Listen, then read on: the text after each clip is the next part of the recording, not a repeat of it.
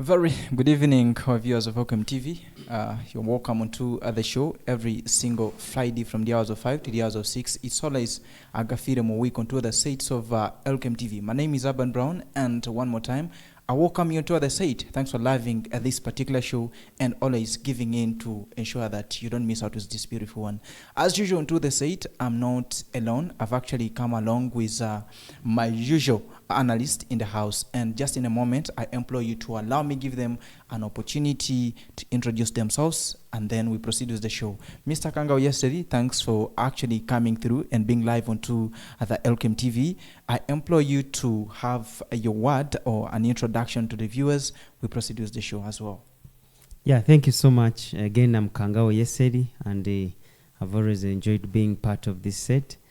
And I also never stop thanking first of all, the Masindi community for always waiting and being part of this show, but also for the whole world who keep on watching us from wherever you are.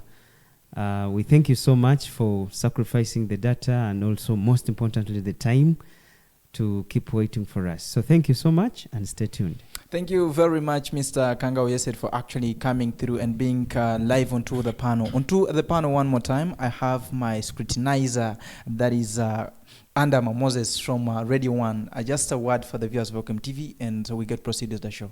Okay, thank you, our viewers of all the time. We appreciate and thank you for whatever you are doing, rendering your time, being with us from this time up to when we shall be signing off. I just want to say that keep your attention as you follow what will transpire out of today's program. West Nile Ambassador Under Moses the Great, Sports Messiah is my name. Thank you very much. That's the Western Ambassador. Very beautiful. Under Moses is also onto the sites of our Welcome TV. And this is how we always do it. Every single Friday, we actually come onto the site and talk about the news items that have made rounds, that have transpired throughout the week. Meanwhile, this week has been very long, and a lot of things that have actually happened into our country, Uganda, in different parts of the world. And currently, just without wasting my time, just allow me take into the headlines, and away from there, we shall be dredging deep into these particular stories that have transpired throughout the week. My name is Urban Brown, and just wherever is joining up the show, I implore you to get into your YouTube, type Welcome TV, subscribe, and put on the bell so that you can simply always be onto this particular set and some other shows that will always come out onto the Welcome TV. This very week, we have actually had a couple of things happening as well, as I told you earlier on.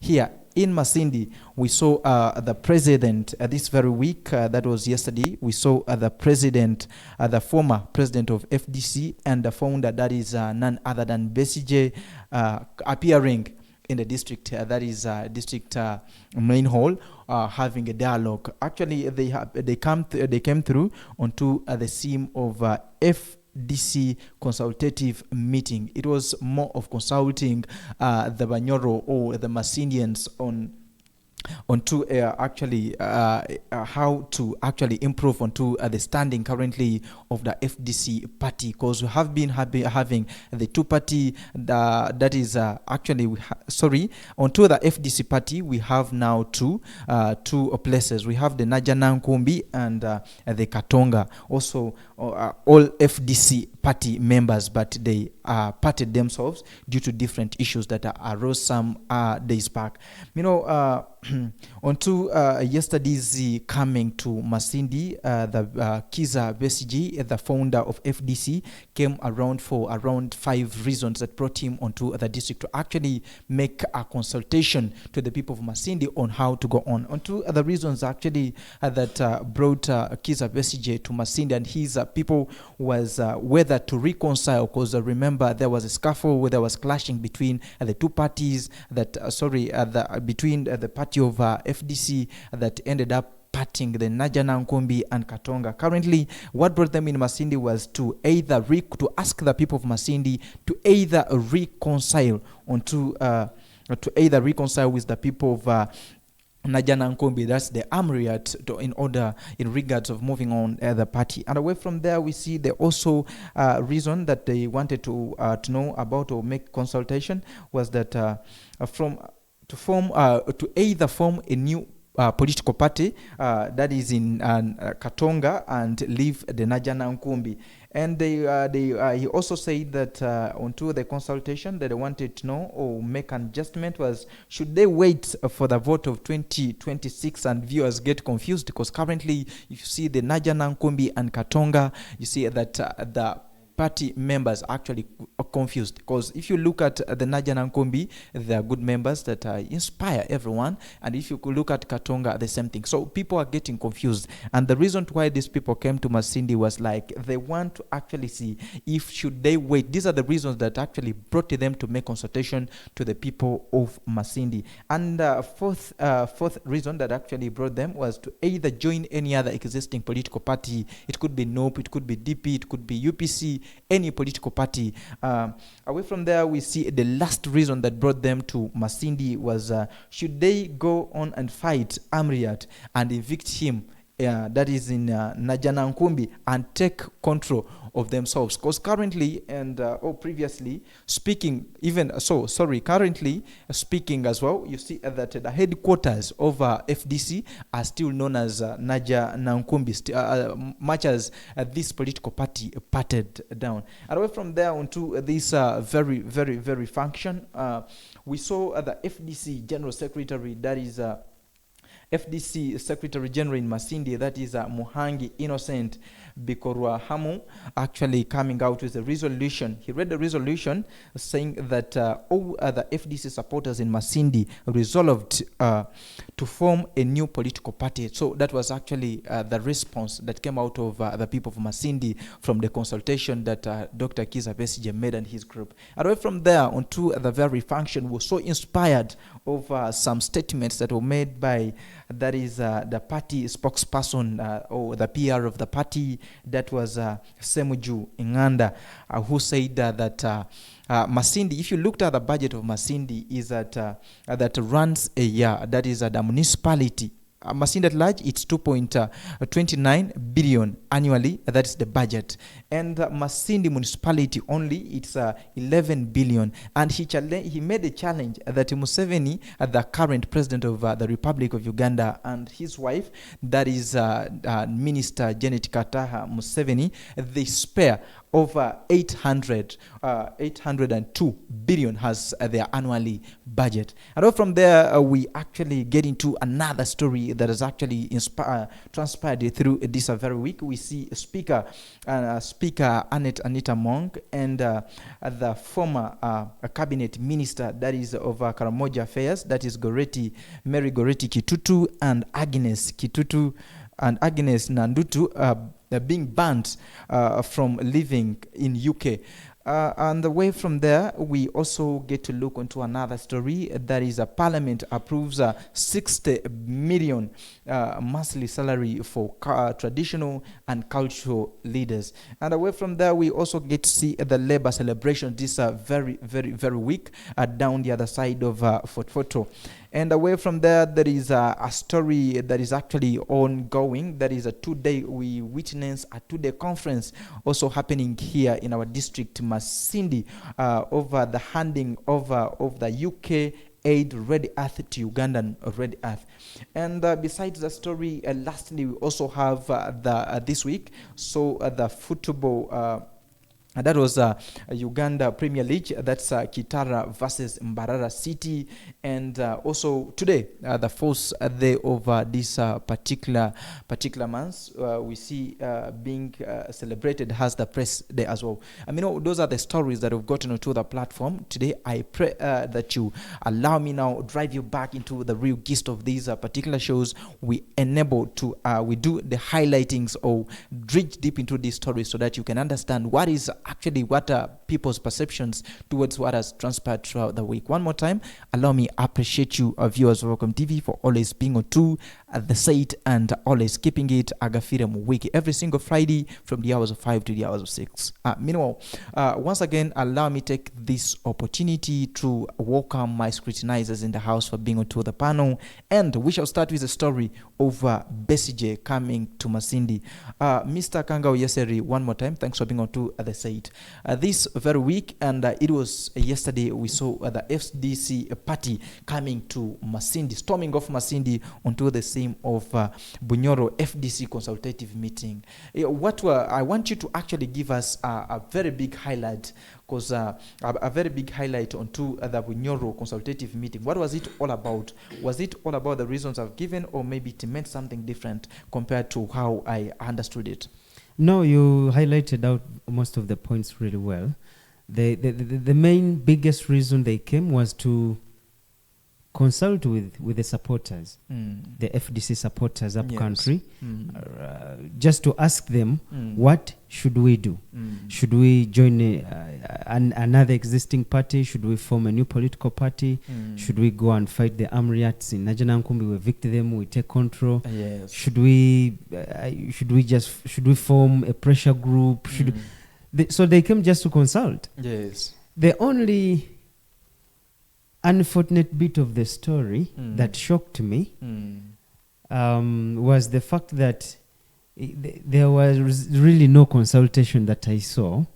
It was more of a copy and paste planned thing, because really in the education hall, when we arrived, we actually expected that perhaps maybe there will be a period when they allow people in the audience to express themselves to their desires, and perhaps also to reject some desires, or we expected that perhaps maybe the audience will be given chance to ask questions, or to clarify on issues where either they have understood very well or where they have not understood very well. But these guys came because they came as a convoy from the topest management. We had Dr. Kanokiza Besigye there, the founder of FDC party, Forum for Democratic Change Party. We had the spokesperson of the party. He was there. We had the Salam Musumba. She was there. We had also it should be the Secretary General. I'm forgetting his name. They were all there. But what they did, they just came and they were just giving speeches. And after the speeches? And then after the speeches, after the biggest speech from the founder himself, Dr. Kanokiza Besigye, then he just said, okay, so the time has come that then you tell us what we should do. And then I was surprised, then there came guys with the resolutions already printed. That was the Muhangi. Yeah, Muhangi. Yeah, the Secretary General of FDC. And then he just read. And he just said, we, as Masindi, we blah, blah, blah, blah. You never know, maybe he had made consultation before these people coming, and he was ready with the report from the supporters. If then that was the case, then they should have sent it. Yeah, they should have sent it. Not coming to them, yeah.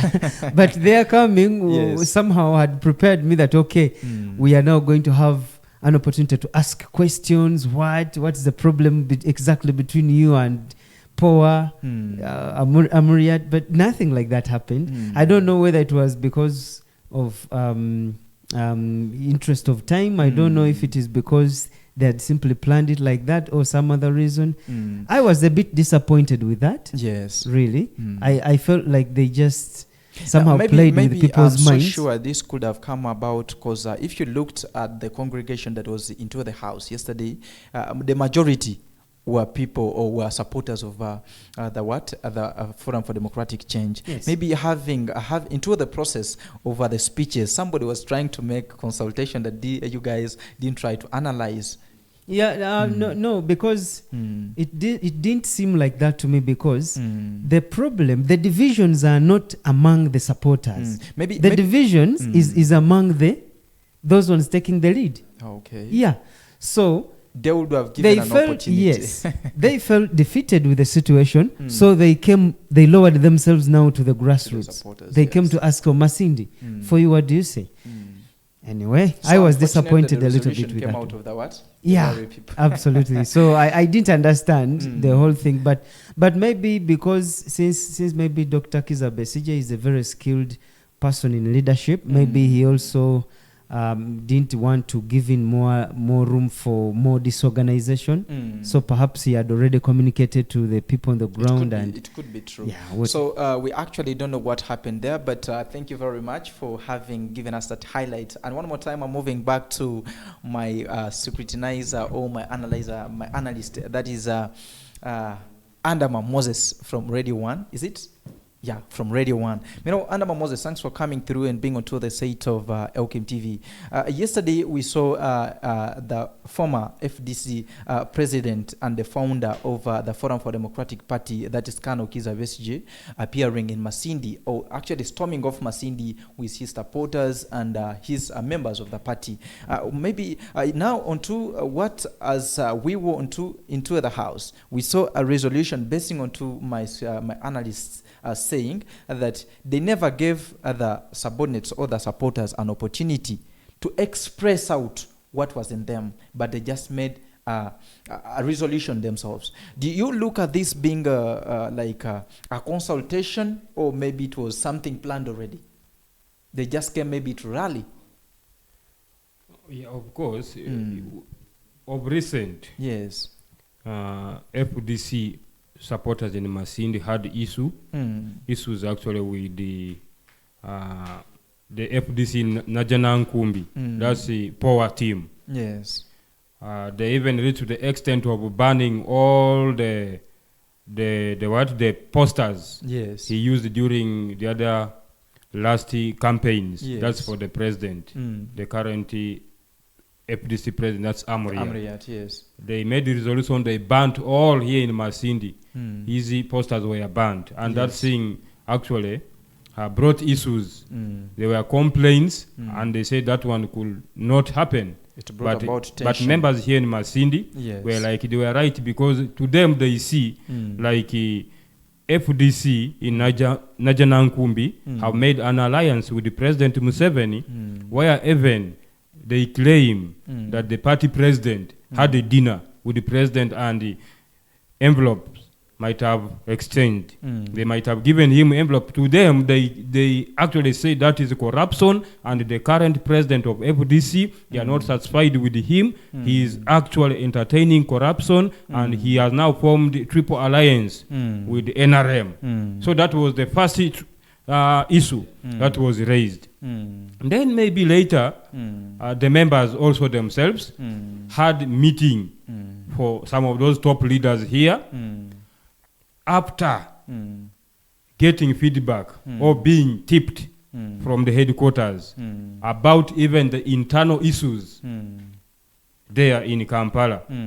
So they had their meeting before they came out with the resolution. But they claim this is a national consultative meeting. They are moving everywhere in every part of the country.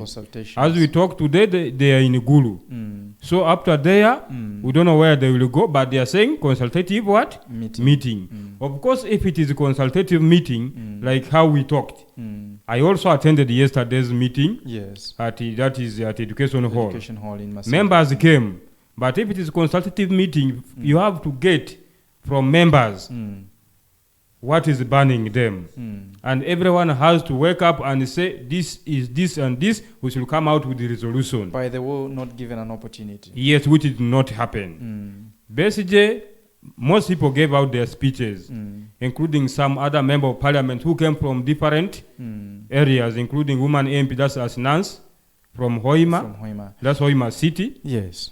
She was there, she also gave her speech, and many others. But those ones gave their speeches. Later on, when Besije, the author of FDC, came for a conclusion remarks where we thought they were going to give an opportunity for members to react, to contribute. It didn't happen. We only saw Semuju coming to tip Besije. We didn't know what exactly he told Besije. But maybe it could have been due to time. Yeah, actually that's what Besije said, that the time has gone, but he continued with his speech. he continued with his speech. Yes. Then later on, we saw after that, this Secretary General, Innocent, came and read the resolution. And that marked the end of the consultative meeting. So didn't you see actually members reacting? Then later on, they went for a rally. Yes. They went for road. They call Road Drive. It was in Kijura. Then later on, they came to stadium. Yes. Boma, that's where the climax was. But we did not see any consultative meeting. Basing on what happened yesterday, don't you see that maybe the other parties, the opponents may come out and start saying BCJ is not making a consultative whatever meetings or consultative meetings. It's just making out rallies. Don't you think there will be those splashings from other political parties? Definitely, it has to be. And what actually amused the people, even some of the people, is Kanti Rogers, who is from a NUP member with his red berets, appeared, and even he was given chance to talk. Yes. So with him, he said they are allied forces, they are not enemies. Yes. With the FDC. And it is an opposition. They are looking for ways of how they can downseat or downfall President Museveni, whom he claims is a thief in all things. So can't also spoke. Don't you see? I think now the oppositions are now coming together that to join hands too. Actually, allied forces. Yes. In order to take Museveni away from the sea. You understand? Yes. Yeah, so okay. It was funny, but that's how the consultative meeting ended. Just like that. Maybe lastly, after the meeting, we saw that is Kano Kizza Besigye and his crew moving down the procession, moving down the streets, trying to mobilize people to come at the stadium. That's what I actually got from there. Don't you see that maybe it was kind of trying to risk the lives of people in that anything could have happened, basing on how the procession was moving around, people could end up striking. Yeah, it is true, because such things have ever happened towards the campaigns. Yes. Because yesterday, as I was on 2.May move somewhere, there is a certain border stage nearing police. So the police was trying to evict these people from operating near the police station. So in the process, I had some people dropping some comments that let's go and join Kizza Besigye and violate. Yes. Yeah, actually, those border guys you saw opposite the police where they were possibly being evicted, those ones were under influence of Masindi Hotel. Yes. They claim those people are polluting noise. Okay. They are making noise, and as we talk now, they don't have stage there. Okay. They have been evicted possibly after security committees sitting and resolving that they should leave that place. Yes. Now they have given them an area opposite Rehoboth. That's where they will be staging, not there. Okay. But this issue of borders, in most times, borders, anything you just mobilize the border, you will see how they excite everything. So they're always there, and the accidents do happen. Okay. So that is a very good, and I want to appreciate the people that are watching AOKM TV right now, wherever you're catching up the show. Thanks for actually joining up. And always don't forget to get onto your YouTube, type AOKM TV, subscribe and put on the bell. And don't forget to write your comment about this particular show. Onto the site, we still actually moving through, dredging deep into these particular stories. And right now, we actually getting into another story that happened to the district. Maybe let's first have, before we get into the second story, let's have a clip of what happened yesterday into the district.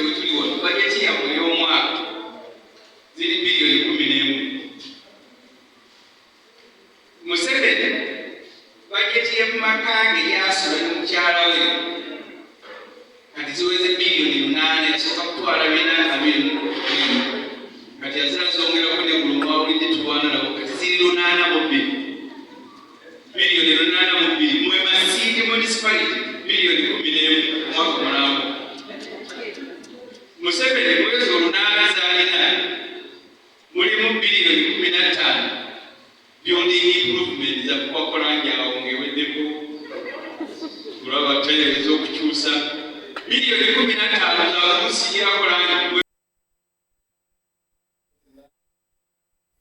Okay, thank you very much, and welcome back into the sites of Welcome TV, and welcome back from that short commercial breaks. Just been a blink, and right now we're still moving on with what has actually transpired through the week, and that's all what happened yesterday. Just a moment, you had something to add onto the story, and we proceed as well. Yeah, the spokesperson or the PRO of FDC party mentioned something very interesting. He mentioned two. Yes. He said, number one, he said that at the moment, FDC is like a crashed motor vehicle. It got an accident long time ago. Yes. And it's stuck.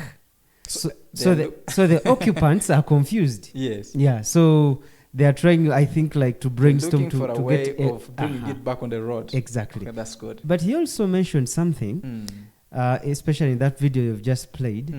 He mentioned that for example, Masin municipality, it has a billion of, so it has a budget of 11 billions for a full year. By the president? But the president and his wife and the family in State House, their budget is 802 billions. The same period. Now you can imagine the total number of people in a full municipality vis-a-vis just Museveni, okay, His Excellency, Yoweri Museveni, and then his family. Just serve your conclusion about that. That is a lot of money, really. And when you look at the imbalance, it is just unfair, really. Okay, so that is a very beautiful, I think that's all you wanted to comment about that. Okay, that's a very beautiful. One more time, I want to appreciate you guys for keeping following. Just drop up your comment. And right now, we're moving on to the second story that have actually happened this very week. We're still dredging deep and looking to the stories that have transpired. And this very, very week, we saw our own, that is Speaker Anita Monk, the current Speaker of the Republic of Uganda, and the former cabinet minister over the Karamoja affairs, that is Mary Goretti Kidutu and Agnes Nandutu, being burnt and their assets in UK being freezed over the issue of Karamoja iron sheets that made a lot of things and people lost their positions in parliament. Do you see this? We looked at crying, actually sorrow engulfing our speaker over his assets that have been burnt into the UK. What kind of mind do you actually get? Do you see that Uganda is, because based on the statements that Andrew Mitchell made in his remarks, because based on the story, the statement was made, released by Deputy Foreign Security called Andrew Mitchell. Based on his statement, do you see that as UK was right to actually get, how should I call it, get into this, what is happening in Uganda and leaving what, was it clearly for the people or for the government of UK to ban the properties of Ugandans on what has happened here, not in their country? What has been happening is that people are stealing from our country and then they go and invest outside Uganda. And especially they look for countries where they feel it is safe. So that after now plundering this country, they leave us very poor. Perhaps if something happens like a war, for them they will just board and outside. They go and enjoy the other side with their families and relatives. So I think that sanction is really wonderful for me, because if they freeze their assets and they even ban them never to step there, meaning they will not travel, it's fantastic. It's better. Let them steal, let them plunder from us, and let them also invest from here. Yes. That's much better. like how the president put it. Yes. He said he was speaking softly about some thieves in this country. That how about so and so you're not touching them? Say, no, those ones are good thieves. They steal, but they still invest here. They are building 5-star hotels here.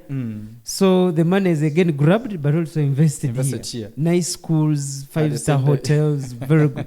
Very nice hospitals, first class. So in a way, you would look at what the president said as if it is annoying, as if he's pampering the thieves. But it is much better in the long run than plundering and then taking outside. that is not being patriotic to our country. So in brief, I would say what the UK government did was very good, and let it serve as a perfect example for the rest. Because and I mean, I have nothing against with the 3.A, Honorable Anita Mong, because she's doing a great work for us in this country. But when you look at the budget she gets, she's another one who gets a crazy budget in just a single year. Did you know they even give him part of that budget caters for her money to just be giving? If she has come to visit, she is also allowed to give some money that, okay, I've visited you, Mr. Urban Brown, I'm giving you maybe 50 millions, you clap. Now, with that huge budget she has, why do you go to steal? Or why do you allow to be given stolen sheets that belong to the poorest community in Uganda? In Uganda, we all know the situation in Karamoja. In fact, we have even come up with a very embarrassing and tormenting proverb that we shall never wait for Karamoja to develop. And in the process of trying to help them to develop, people are... And it's not that these iron sheets came to her compound accidentally. She knew it. They were labeled Karamoja. They were labeled. So you want to tell me that these people snacked these iron sheets deliberately? Deliberately. There is no excuse for it. And that is why when the punishment goes also to the Speaker of our country, I have no problem with that. Okay. The Cabinet Minister, Kitutu, Honorable Kitutu, and even the State Minister, let them all serve the sentence. It's all right. Thank you very much, and always being on to AOKM TV. My name is Urban Brown, and that is Kangao Yeseri having some great submission towards this particular news item that has transpired throughout the week. And moving now to my analyst, that is Andama Moses from Radio 1, the West Nile ambassador. We have seen the speaker and the cabinet, the former cabinet minister that is, for Karamoja affairs, that is Mary Goretti Kitutu, and the state minister Agnes Nandutu, actually being banned from going to UK, and their properties in UK being freezed. I want you to actually try to give us an highlight basing on what has happened. Do you see that banning, these people, the cabinet minister and the state minister lost their positions already? Did you see that UK still having, actually putting that hunger again towards these people and banning their properties? They would have maybe worked on the speaker and left these people because they already lost their positions. So does it create some more sense, or maybe not clearly? Fine. Actually, issues related to corruption is not supposed to be played with. Those ministers, the image they portrayed, really, on the international scene, it was so bad. And they put Uganda. Yesterday, when Bessie talked about here. Yes. The finance minister, the speaker, how much they earn in parliament. But the poor Karamoja iron seats.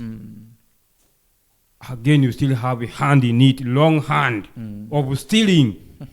Can you imagine? Yes. Some claim that they didn't know how it came to their compound. They just received a call that, hello, Honorable, you have this and this. But after realizing it was iron seat, why don't you ask it came from who? Through what? And they are labeled. So corruption shall not be entertained. I think the decision UK made was the right one. By freezing their accounts, banning them, that is the best way. And also I think UK by themselves might not be happy with Ugandans. Not only UK, you know, they colonized Uganda. Then after colonizing Uganda, but still they wanted to have an upper hand of colonizing us again after getting independence. It's as if we are not independent. But now, since Museveni also is someone who is wise and does not want to go with their resolution and whatever they want us to follow, those guys had started withdrawing their aid towards Uganda, those things of homosexuality. Yes. And also President Museveni giving contracts to Asian countries like road construction. So nowadays under Chinese. That thing also is now not right with some of those countries like UK, America. They have been denied contracts. Museveni one time talked it there at Kikube when they went and launched the first oil split. He said, if he was not wise enough, those British could have stolen the oil long time ago. During the first discovery, because those people are thieves, he realized it. Otherwise, we could not be having fuel. But God was wise enough not to show to them the genesis of the fuel, and it was hard for them to find where the oil started. Not until they came and convinced him that President Museveni want to sign a contract of oil with you. Museveni said, for me, I don't have knowledge about oil. Let me first consult my people who have knowledge. And by then, even here in Uganda, there was no one who knew about oil. So what they did, they decided to give scholarship to some few students of Ugandans who went and studied oil for some good years. Now those are the guys who came and helped them. So had it not been like that, and if he rushed that he signs a contract with those British guys, the oil had gone long time ago. So he said from that time he lost the trust in the British and some of those Americans. And that's why he's dealing with China. Chinese are not after colonizing, they're not after maybe corruption, but they've come to work with us. Those people colonized us, on top of it wanting to steal us. So those people still have their anger with Uganda. So now issues of ministers stealing is just like an excuse on the wounds that actually they had before. And now they'll do it more to some. I think it is not bad if they are dealing with people who are corrupt. Then that's the way to go. Others should also emulate and embrace what UK is doing, so that corruption cases can reduce here in Uganda. Okay, so that is very beautiful. And maybe just lastly, I wanted you to talk about, just a moment, I wanted you to also add, is it, don't you see this as a result of Uganda failing to pass the homosexuality law, and it is the reason why these people are coming out with this kind of bans, what? Yeah, because when you look at, for example, those Western countries, they are the number one thieves.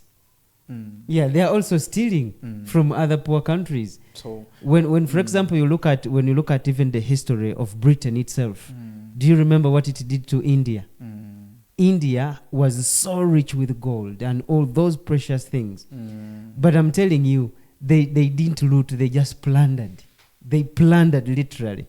Took everything from India. So now, for now, you wonder, then how come, where are they getting the mercy? That they are now, have become very good people, that they are starting to punish the Ugandan officials that are eating this, for example, these gifts that are supposed to belong to Karamoja.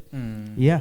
So I agree with Andama that anger of because we passed the anti-gay law, I think that's why they are also mad. Okay, that is very beautiful, and we appreciate His Excellency for having refused them before actually implementing what they wanted to implement in Uganda. And before I actually get to leave this story, should we say that His Excellency, the President of this nation, and his cabinet or his people have failed to fight corruption, and the UKs are coming in to help Ugandans to fight corruption? Well, the only thing I think is what comes to my mind. I don't want to say that the government has failed to fight corruption, and neither do I want to sound like it has really fought corruption perfectly. But I only feel sorry for the Bugisu land, because for some reason, when you look at all the people that enjoy the iron sheets, it's only 2 officials from the same region that have been punished. And the rest were left. The rest are okay. But they all enjoy it. Yeah, the speaker is still enjoying her privileges. The minister for finance is still enjoying his privileges, and all the other ones. But it's only the Bugisu land. So this is the reason why UK is intervening. So I feel sorry for them. Yeah, so that is very beautiful. One more time, I want to appreciate you. We're still drinking deep into these stories. Meanwhile, away from this very story that happened to the speaker and the cabinet minister, we actually sorry for you, but people that is it. And right now we actually moving on to another story that happened to our own parliament. That's the Parliament of Uganda. This very week we saw a parliament actually approving the 60 million monthly salaries to traditional leaders and to traditional and cultural leaders has their monthly salaries. What is actually your sorry? As their monthly salaries directed, and this directive came from the President Yoweri Kaguta Museveni. Do you see? Was it so right? Is it not a way of promoting corruption? Because currently, if you look at the stand of Uganda, we have a lot of debts. You understand? And today we are saying that government is still getting more big sums of money giving out to different cultural leaders, like 60 millions per month. So if you calculate that money per individual times a year, plus the debts that the country is having, don't you see like Uganda is going extravagant with how is it called? It's the taxpayers' money. Thank you very much. Actually, issues of culture, I think they are not constitutional. And the cultural leaders are not supposed to get salaries from the government or taxpayers' money. Now, President Museveni, of recent, when the issue of Bagungus and the BKK, you know, those guys broke away. Yes. From Bunyoro Kingdom, and they have formed their own cultural leader. Butebengwa wa Bugungu. That's how they call it. Yes. And Lukum is likely, actually, he is their king. Yes. But when the issue was brought here, when the president came to launch, this 5-star hotel and Radio 7, when they tried to bring the issue before he said, I don't want to involve myself over the issue of cultures. Cultural things are independent. So how comes that now they are allocating budget to the cultural leaders? What is his interest? So some of those things I think are politically motivated. President might be thinking far. Now, maybe basing on how you're bringing out your statement, should we say that His Excellency is giving out this money to political gains in that we're looking towards 2026 general elections? That could be because, first of all, one, if not so, he should also be paying church leaders. They should be getting a salary of such kind. Yes. Why not? Why should he only give it to the cultural leaders? It's also church leaders, also reverends. Maybe I don't know which category of cultural leaders are going to get that 60 million per month. I don't know which category all the cultural leaders are going to get it. So we are here to find out specifically who are the cultural leaders to get those kind of payments. That's where we shall commend. If not like that, that's a very big, huge amount of money. Yes. And we are here battling with the over 50 trillion loan. We may even not pay it back. So I don't know who advised him. He's an advisor by himself. That's how they normally say. He has advisors, but he advises those advisors. By the way, that's so very beautiful. One more time, I want to appreciate the people that are watching this particular show on Elkem TV. My name is Urban Brown, and I have Kangao Yeseri and Andama Moses in the house. We're trying to reach into the stories that have transpired throughout the week. You know, we're still looking into the approval of the 60 million monthly salary for traditional and cultural leaders as well. And people actually, Andama is having his submission towards this particular news item. And right now, moving to Kangao Yeseri.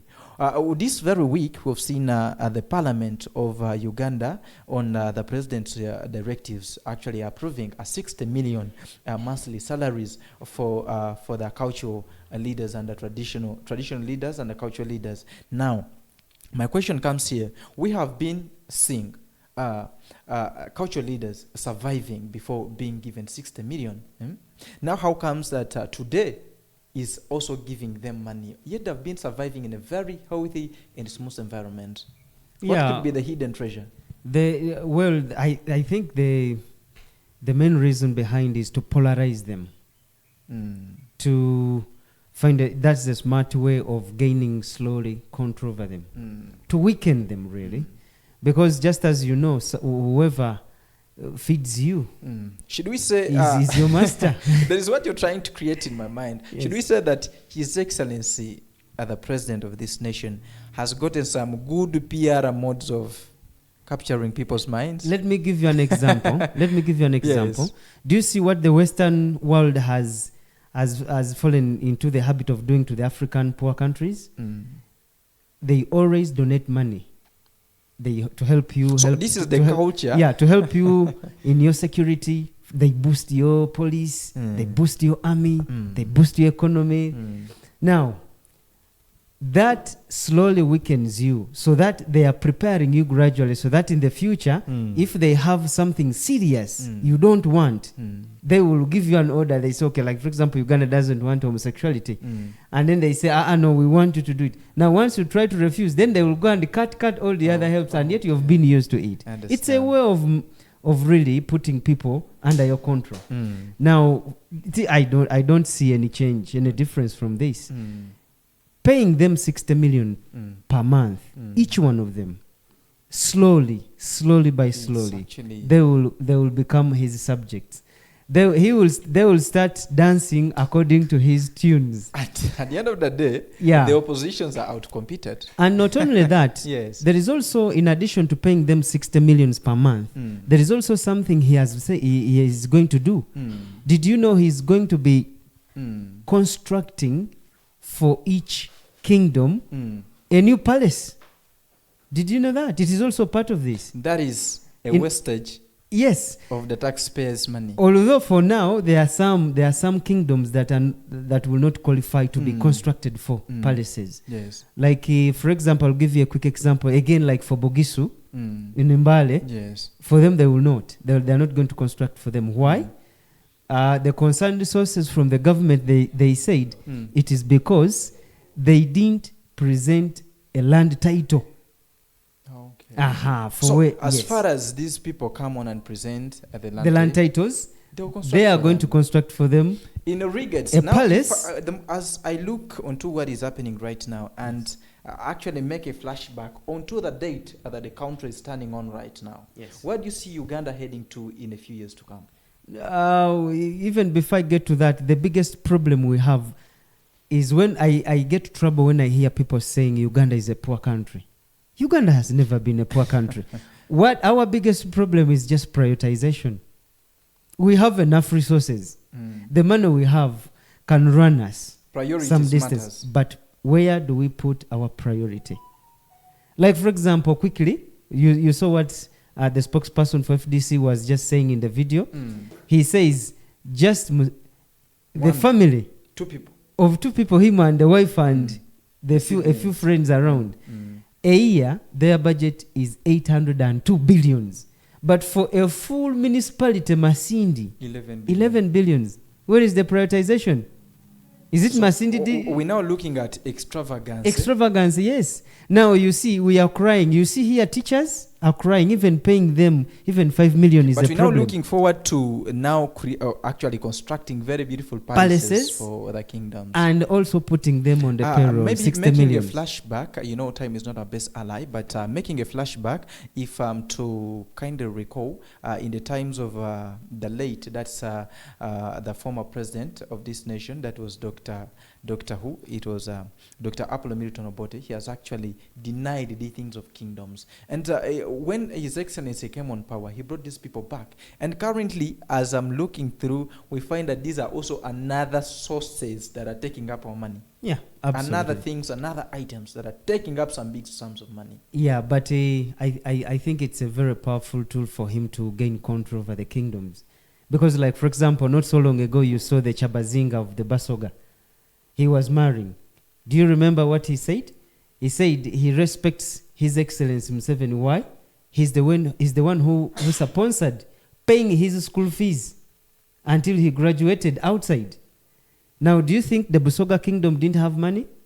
These kingdoms have structures. They know how to collect money. True. They have enough money. They have the subordinates, the people that fall under their kingdoms. Yes. They also support their kingdoms. I think what has actually been passed on in Parliament, it could not be a good idea for basing on the stand of Uganda currently. Yeah, but of course, the Parliament as an institution has been weakened by His Excellency the President, because they are now remote controlled. When he wants his age to You somehow said he is the advisor of his advisors. As Andama put it. Okay, that's very beautiful. And one more time, we're still moving on to the stories. I want to appreciate you and remind you, viewers of Welcome TV, thanks for always being on to the site and loving this local TV of ours, best here in Masindi. We love you so much wherever you're watching from. And wherever's just joined, get onto your YouTube app, type Welcome TV, subscribe and put on the bell. Don't forget to write your comment to this particular show. As we're proceeding, we actually, time is not our best ally, but just in few minutes, I want us to wrap up these remaining news items that have also actually made rounds into the week. Basing on this very week, we actually saw His Excellency offsetting the labor celebrations in Fort Portal. The President, onto this very function, I want to be very brief, actually, onto this very function, the President said Ugandans should stop complaining of jobs scarcity in Uganda. And on top of that, His Excellency also added that the problem of Ugandans is not jobs, but it's attitude. Do you believe that what the President is saying was true? Mr. Andama Moses, first have your submission towards that. First of all, I want to appreciate President for his remarks. You know, he's the fountain of honor. He's the father of the country, and he knows the challenges of his children and whatever. But the issue of employment in Uganda, I don't think there are some people who actually have bad attitudes towards certain type of jobs. They are there. It is very true, 100%. What is there are people who actually, despite there are certain kind of jobs, you just look at it like, this one is not of my class, but you don't have anything to do. You despise. You say, at my having a diploma, my profession, doing this job. Degree, to hell with this kind of job. They despise things. You despise. And when you don't have even any source of income, any project that is generating for you money, where you think you will sustain life, but you are there. So President talks of attitude. I support him 100%.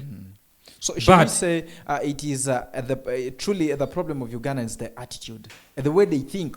Some people have that attitude. Not everyone has attitude towards certain kind of jobs. Because there are people who are even struggling to do certain job, but they fail to get it. I might be having, but I wanted really to learn how to lay bricks. I want to start driving vehicle, but how can I start it? That is the problem. Sometimes it depends on where and how I can start it. Maybe financial support. Maybe it can be who can connect me to that. So those are the things. But issues of attitude, it is there, but not everyone.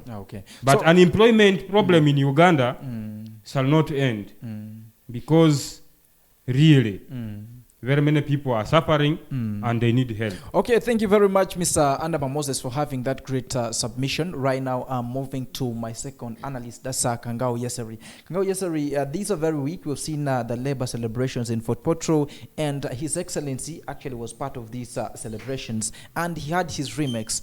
And on two of the remarks that the President made, besides what my colleague has talked about, we saw that on two, there is how he said that Ugandans should adopt a 4-acre farming model, as he guided in 1996.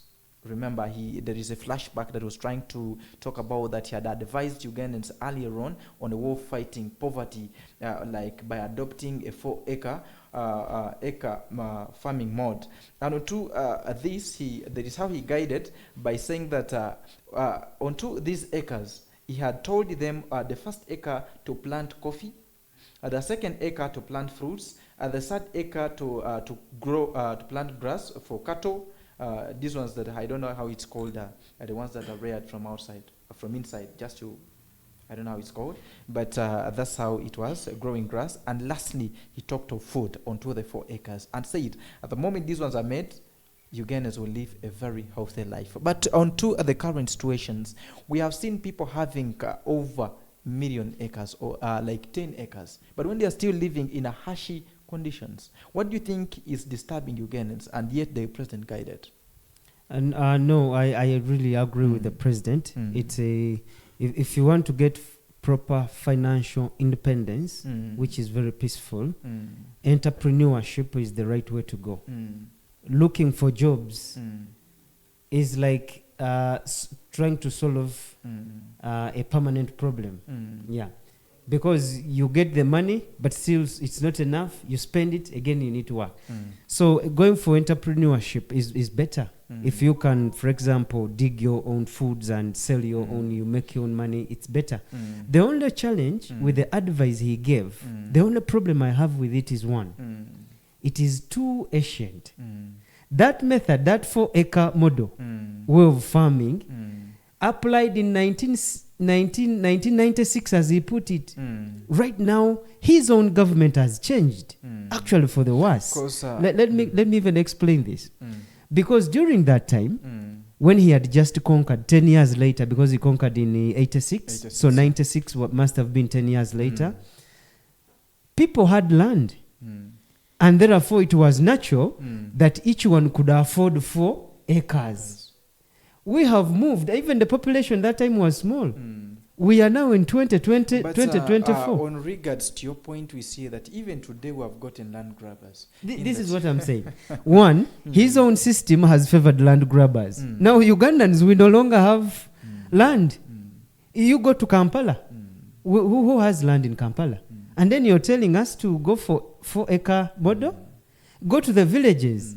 His own big people, political big people, the untouchables, they have finished. They are evicting people every day. Where shall we dig? We think that, based on your point, how you've brought is actually very clear, but we still think that much as a government today has fought not to create job seekers, but job creators, we still have a loophole, a very big loophole. You find that these people that are also groomed onto job creating, at the end of the day, when they get into the community, they don't have the kick up, how is it called? Startup kit, the capital, where to start from. At the end of the day, they also become job what? Seekers, yeah. Yes. And even if we had the capital, my point is on the solution for lack of jobs he's giving. The solution is a 1996 model way of farming, 4 acres. We don't have land. And people they have grabbed it. We have now moved into 2024 where you find a situation where, for example, a land institution, which is supposed to be giving out land titles, it gives out the same land title to 4 people. You come pay money, they come survey, it gives you another one, 4. And besides that, you currently you find, if you talked of 4 acres, but you're finding today somebody is having millions of acres, whereby another million population people are not even having where to live. Exactly. They are living on streets. They are living in rentals. So that advice he gave is good, but it only applies to his fellow rich. Not to the poor ones. Not to us. For us, so that like one doesn't work. Ugandans will still suffer from the problem and call for for opportunities time and after time. Even those few examples he keeps on showing on the televisions, he's showing us his friends from Ankole who still have land because they are likely land grabbing is not there. Yes. But for the rest of the country, that advice is not practical. It was practical in 1996 when people still had land. In 2024. Not now. Okay, that is a very good actually say. Thanks for the great actually submission towards that news item. And I want us to look briefly into the last item that then we time is not our best ally. Yesterday and today, I think we have had a 2-day conference whereby we see the UK Aid Red Earth actually handing over its institution to the Ugandan Red Earth. Don't you see, we have been actually under the UK aid Red Earth, there have been a couple of things that have been moving down. We have seen teachers being trained on teachers training. We also see other teachers that have already qualified also coming in to also learn how teaching skills management, like how to teach kids minus scanning them, just using the brain. At the end of the day, somebody capture things, And we also see they've been teaching teachers in how to read, algebra, and many more. But currently, we see that the UK aid Red Earth is handing over to Ugandans. Don't you see that there is going to remain a very, very big gap? Because remember, these people have been bringing funds to actually fund this. But currently, it's also coming back onto the Ugandan budget. Don't you see that we are going to move down onto the services that Red Earth have been giving out? Yes, thank you very much. Actually, Red Earth has supported and improved performance of pupils in respective schools through teaching them skills, training the teachers, even the learners themselves, actually supporting people to show to them how they can come out with the model schools. And that one has really played a very big role in academics here at Masindi district. But now if they are handing over the project to Ugandan government, I think there is time for everything. Now it will be upon the Ugandan government to see whether they continue with where they have left with them from. Because a teacher can teach you, and later on it is the knowledge that you get from teacher you use to either prosper with it or you remain. Like in history, they say they learned nothing and forget nothing. So for you, if you have not been in class attentive, then it will be hard for you to actually transfer that knowledge to other people. But I think Red Earth has done what they are supposed to do. And they think it is now worse, and the knowledge they have transferred to people, to the learners and some of the trainers in a period of around 15 years. Enough. So if they are handing it over to the Ugandan government, then let the Ministry of Education start from where they have left them, to support the schools financially, to see that they implement what Red Earth has been doing. Because there is money in Uganda. Uganda has money. They are there approving that they should pay salary to cultural leaders and whatever. When we have some part of that money should go for education. Yes. They should implement and put it on education sector, where learners will actually acquire knowledge and see how this country will develop. Okay, thank you very much for that submission. Still moving on, and we're now actually looking into the last stories that have transpired throughout the week. On to this very story, we saw one of the education official from Masindi municipality appreciating, but in his communication, he said that Red Earth has done its best to actually improve illiteracy in our country, Uganda. But as far as they have done, we still have a lot of illiteracy in our country, Uganda. So where do you see that these people have been there and fighting illiteracy? Where do you see the levels of illiteracy after these people leaving our country? Well, since this education system we are using, we just adopted it. It is not from Uganda. It didn't come from our culture. So it was only natural that we depend on them for guidance on how best to teach these things. We had our own traditional way of teaching African knowledge to African children. But now, since this is an adopted education, I was feeling so safe when the UK aid Red Earth was still doing it, sponsoring and bringing in, updating the Ugandan teachers on the current skills, on how to teach algebra, on especially how to deal the young children. Because, like, for example, here in Masindi, the Red Earth where it is, just opposite UCC up there, yes, above Bija, they have a model nursery school there.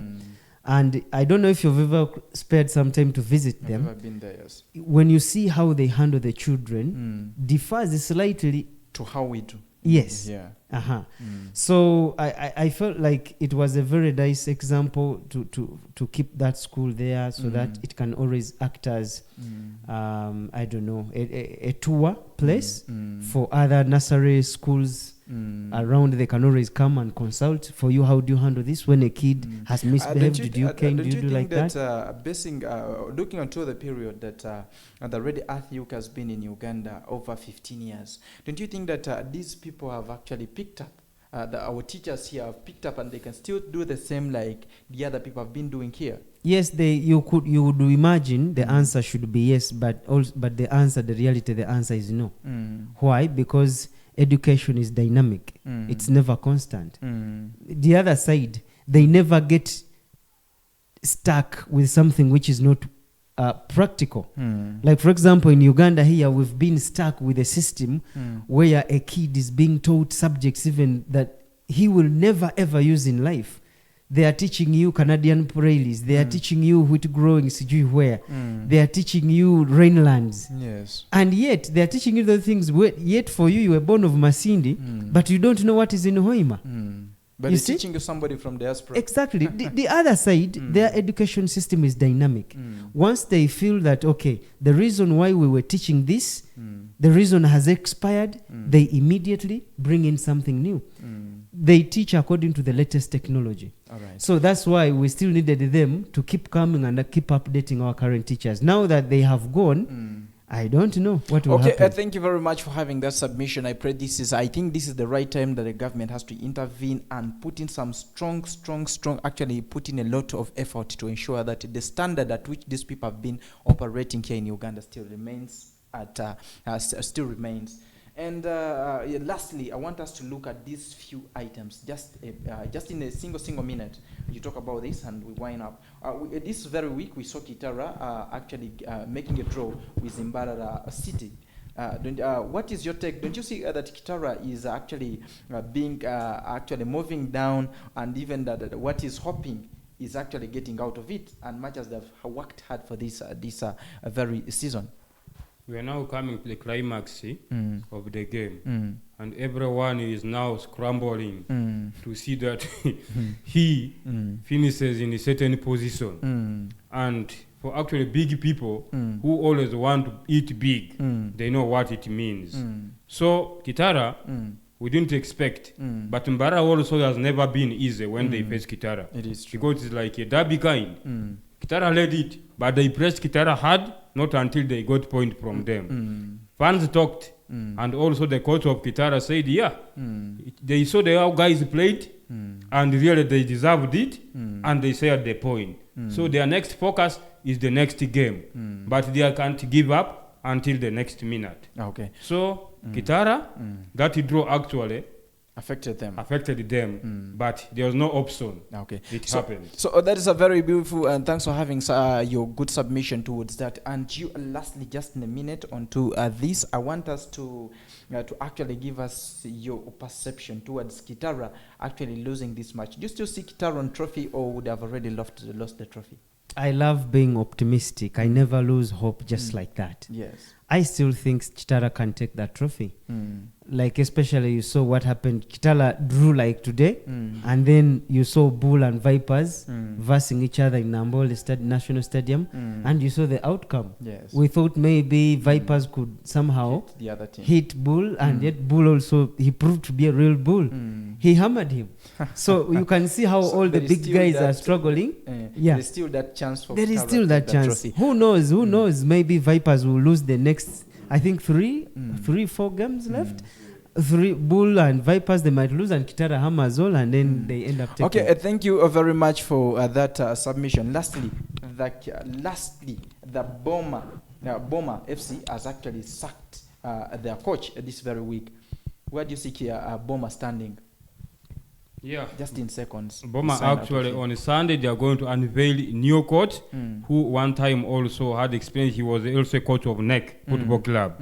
He's experienced, but on Sunday they are going to unveil him here at Masindi Stadium, and Ria Tuinomasiko really did what he could as a coach, and time reached where things were not favoring him. He made a 3-3 draw here at Masindi Stadium, so that was the main cause for his sacking. But all in all, in football, it happened. We have seen good coaches come and they leave. So let's see what the new one will do for the 4 remaining matches for Boma. Okay, thank you starting from Sunday against Kinji Boys. Yes. Okay, thank you very much. Kanga has have your submission towards that. Did you see Boma going to improve on how it's been playing, or it may still remain the same because soccer is soccer? Well, it rarely happens to me that a coach comes and shines right away that same season and even makes wonders. Has to still create structures. Yeah, a team needs time to cope up to the new tactics of the coach. And that's why, by the way, like for example, you see what the management of Boma has done. They have brought a new coach who helped NEC to qualify for the Super League. And yet they are sacking also to Namasco, who helped Kitara also to qualify. So to me, I just felt like, okay, maybe to Namasco, okay, in the letter, they sent him for when they were sacking him. They also highlighted some other irregularities, some misconduct of him here and there, missing trainings. But some of those things I feel could simply be addressed by calling him and then not sacking talking him, to him. Yes, he changes and then he is given time. You give the players time to adapt to the new tactics. And then you give him another chance next season. But now they were now getting used to the new tactics. Now they have sacked him. They have brought in a new coach from who was the former coach of NEC. Now again that puts the players at a disadvantage. Then again they will need more time. Yes, they will need more time again to cope.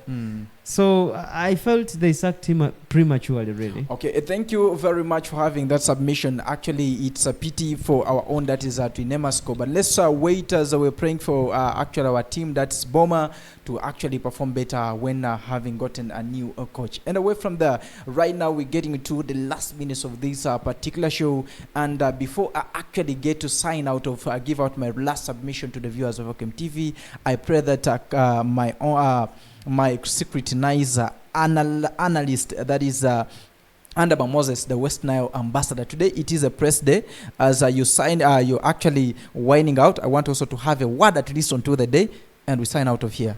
Thank you very much, actually, our viewers who have been following us right from that time. Today is the World Press Day, and the national celebration is at the Speak Resort. That's where it took place. And for us as Masindi, we shall celebrate it tomorrow here at the Venue Hotel.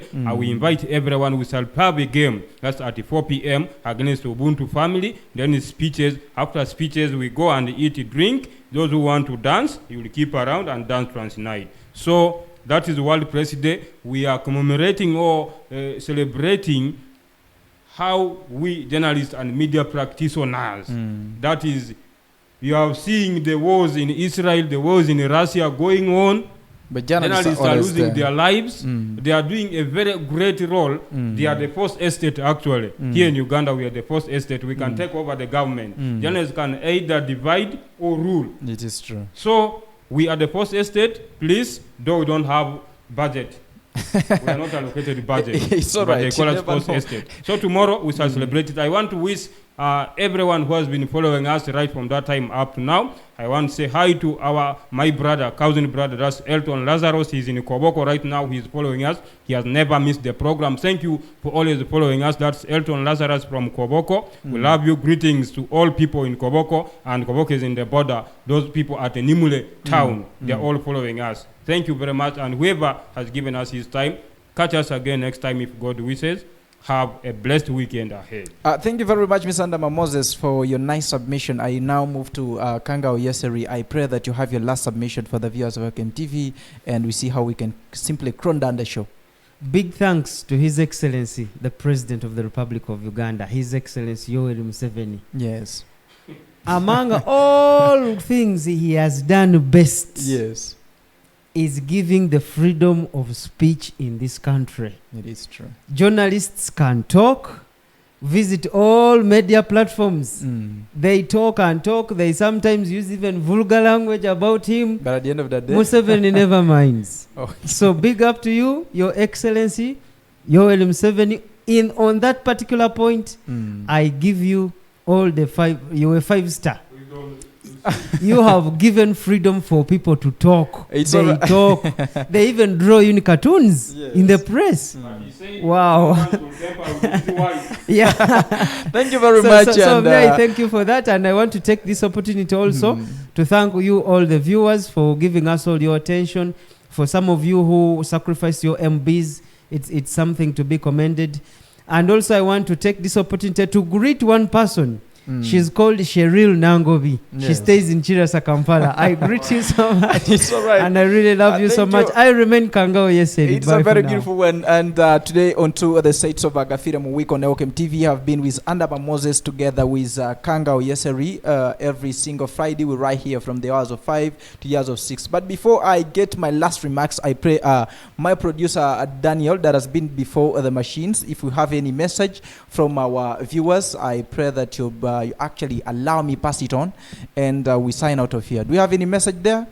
It's all right. Thank you very much. On to the issue of time, I think I'll not get right there, but we appreciate everyone that has actually kept onto the show every single Friday. Thanks for actually submitting your time, surrendering your airtime and everything. We appreciate you. My name has been Aban Brown, and Kitty News Natch, Tegeka Julian. I just wish you a nice recovery out of what you're going through. I can understand. And everyone that has kept up the show, I actually love you so much. And have yourself a nice weekend.